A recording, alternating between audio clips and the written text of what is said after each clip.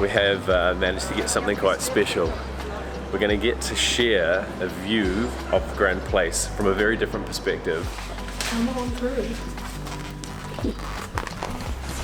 They're taking photos of a little boy peeing. Not a real boy, a bronze boy. Please, it's not a real boy. A bronze boy that has become kind of the icon of the city. Cheers. Cheers. We should have tried at different times so one of us could talk.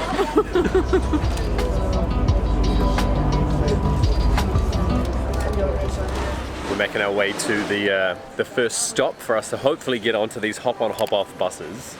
Assuming it all goes to plan. Yeah, the first place we want to go to is called the Atomium, which is, we'll explain more about, but it's this huge silver structure ball thing. It looks absolutely crazy. So I was just trying to remember the first time I've been on one of these hop-on, hop-off open decker buses before, and I think once double decker open top. I think once when I was 13. And I'm just too young to appreciate it. I think in London. Right. I did one in San Francisco, and it's such a good way to like get out and see the city, be open, be at one with the city. And we've got full unlimited usage for the period of while we're here because of the Brussels card as well. I think we're going down that way. I think this is where we're supposed to be. Saw the little city sightseeing sign. Oh, is that what? Oh, okay, there. And from what I read, I think they come every 30 minutes on weekdays. So I have no idea if it's on the hour or what, but we'll just wait it out and see. I think because it's supposedly off season. I mean, it's September, so otherwise during the year when it's a bit busier, I think the frequency does start to increase, and it's more on weekends as well. But we're in a very different area of town now. There's just shops absolutely everywhere, but not the touristy shops. We're talking clothing and styly sort of homeware shops and stuff as well. Got a park and everything here. It's this is good. I'm enjoying the adventure of walking outside of what we already knew and prepared to climb onto this bus. It's busy. Real busy. Beep, beep, let's go.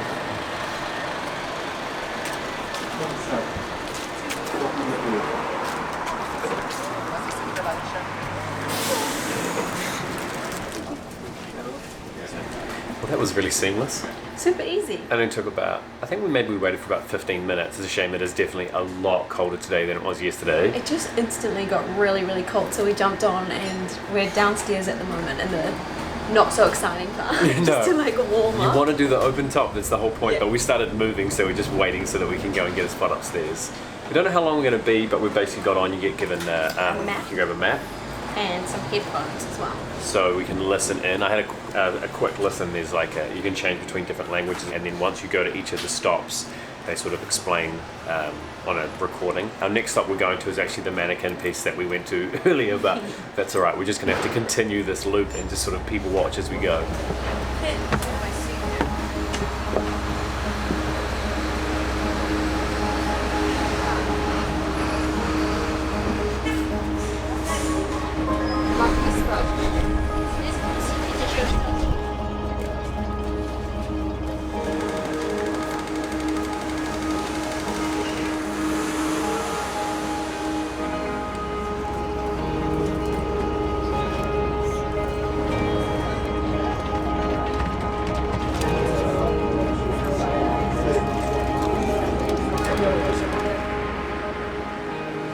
We just got off the bus. I feel like that was a really good way to see a lot of the city because the Atomium is quite far out of town. I'd say that was like a 15-20 minute bus ride maybe, but it's such a good way to see. We saw like the greenhouses and all sorts of the stuff. palace and all sorts of stuff, but I'm sort of in awe at the size of this. I did not expect that it was going to be this large. I think I was just expecting that it was sort of going to be just a sculpture and not that you could go up, climb up the stairways. Yeah, so it's a museum, and 5 of the atoms, which is the silver round balls. We haven't explained what that is yet, but we will. You can what? You can go in there. Okay, so I jumped the gun a little bit earlier without even explaining where we are, what we're doing. The Atomium. It is a huge silver structure of an iron crystal, and it's been magnified 165 billion times its size.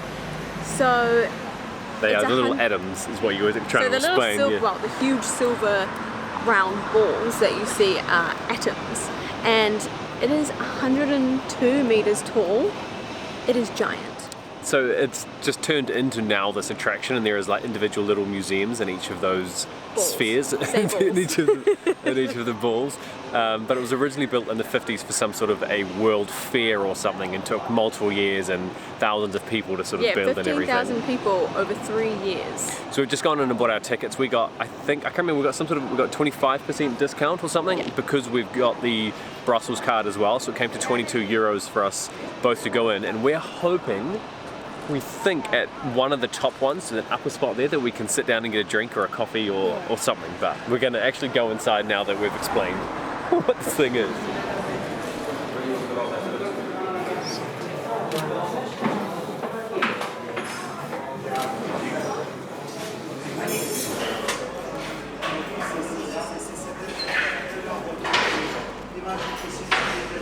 This is cool. This is so cool. So we're about 100 meters up again. Yep. It's like a day of us coming to extreme heights. So this one we didn't have to walk, fortunately. We came up the elevator, and it was so quick. In its day, it was one of the fastest elevators around, but obviously not. So elevator different to a lift? No, same. It's an elevator one that goes like that? There's an escalator. His brain stopped working at this altitude.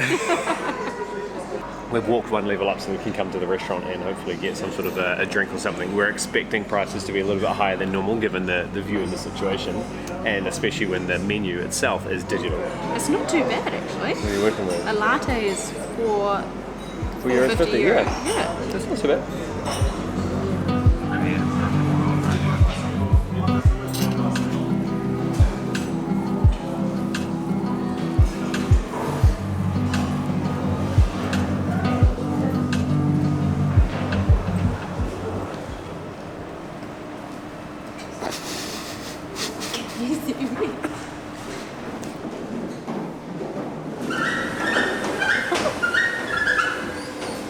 Sweet.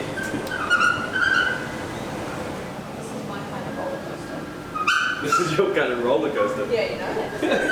Like I'm in a theme park. This part was completely unexpected. We had no idea that this was. We thought we had to walk the whole way down, but there is an escalator.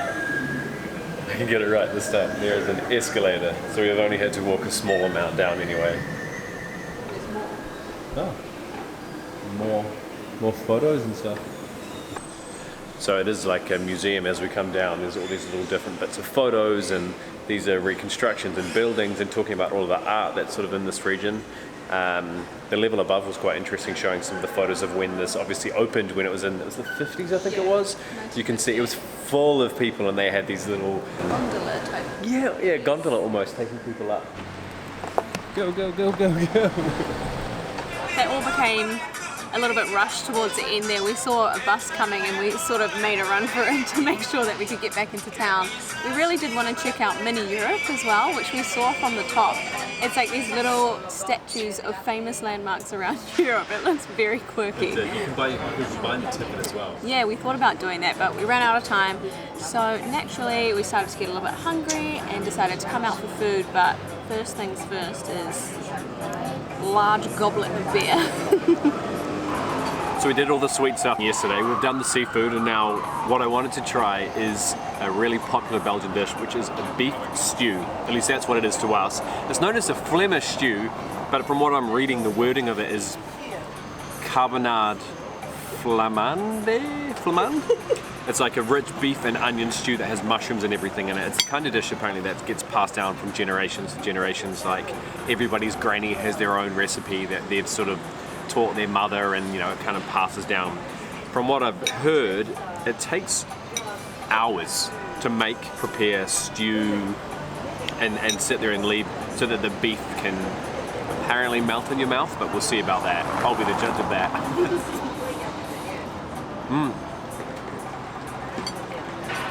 Mostly. That is very nice though. quite rich. I was just going to say, literally that gravy is super rich, and you can taste the onion and everything in there. It's also got beer in there, which means we're kind of having beer with two different meals here, but that is actually very amazing. And then it comes with a bowl of fries. I think these taste like they're the proper way as well, where they're sort of fried twice as well, and a couple of little bread rolls.